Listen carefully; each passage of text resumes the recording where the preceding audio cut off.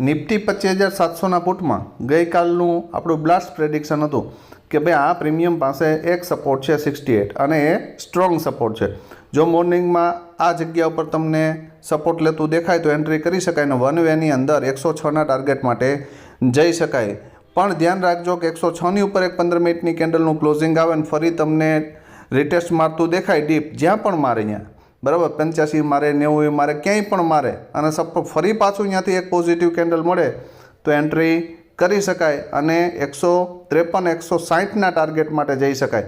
પણ જે 155 અથવા 160ના ટાર્ગેટ માટે બેઠા હશે ને સીધી આ કેન્ડલ 200એ જઈને ક્લોઝ કરી બરાબર. આ ચાર્ટ 15 મિનિટનો છે, 5 મિનિટનો કરશો એટલે દેખાશે કે ભાઈ ડીપ આવ્યું છે ને સપોર્ટ લીધો છે બરાબર. તો કેટલા મિત્રોએ આ મુવમેન્ટ કેપ્ચર કરી છે ને અહીંયાથી ફરી આ ઉપરવાળી મુવમેન્ટ કેપ્ચર કરી છે એ કોમેન્ટમાં જણાવજો. ફંડ આપણું થઈ ગયું છે મિનિમમ 6x